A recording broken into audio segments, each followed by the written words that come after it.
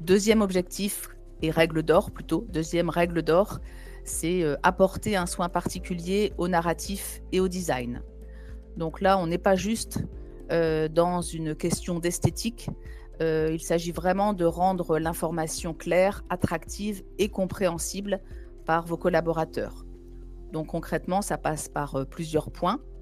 Le premier, retrouver les codes de communication de votre entreprise.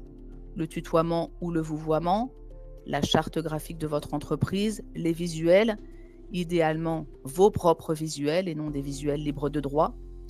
Tout doit refléter l'identité de l'entreprise pour que le message soit le plus cohérent possible et familier pour les salariés. Deuxièmement, capter les messages essentiels. Donc là, un édito qui est clair, des notions clés qui sont mises en avant pour faire ressortir l'essentiel et pour que les collaborateurs retiennent vraiment ce qui compte le plus pour eux. Ensuite, visualiser et comprendre facilement les différentes composantes de la rémunération, puisque chaque composante doit être présentée de manière intuitive et que chaque salarié comprenne en un seul coup d'œil ce qu'il reçoit et ce à quoi il a droit.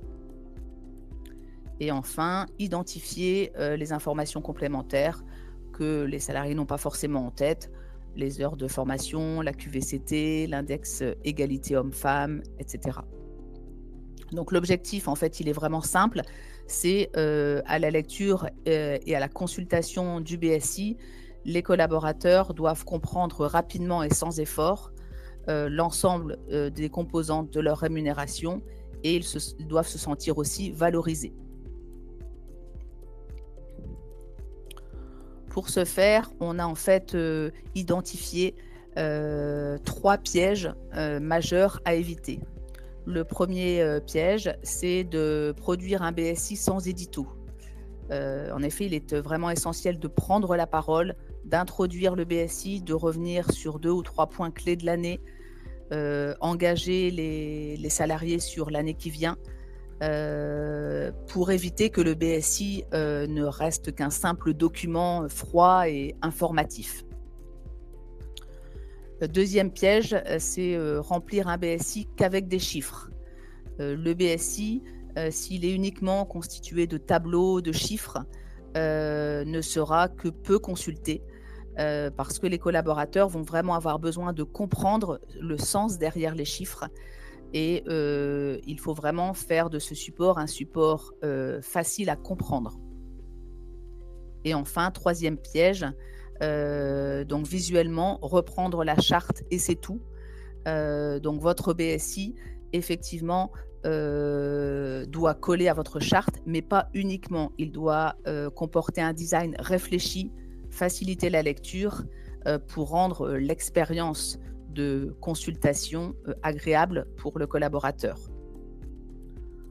Donc en résumé, un bon BSI, c'est un BSI avec un édito, avec un contenu clair et un design attractif.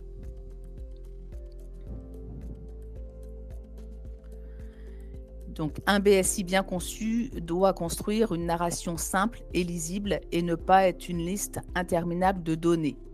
Effectivement, dans de nombreux BSI, on voit que ce sont des données qui sont mises les unes à la suite des autres et ce qui oblige le collaborateur à structurer le contenu, ce qui peut être effectivement un frein dans la compréhension de l'outil. Donc, plusieurs clés sont essentielles. Il faut effectivement avoir une structure claire, donc où chaque section du BSI doit suivre une logique simple avec une information qui doit être organisée pour que le salarié sache où chercher et ce qu'il doit retenir. Les messages doivent être courts et impactants. On évite les longs textes, on évite les explications complexes, on va droit à l'essentiel et on met en avant les points clés de manière concise. Une hiérarchisation visuelle.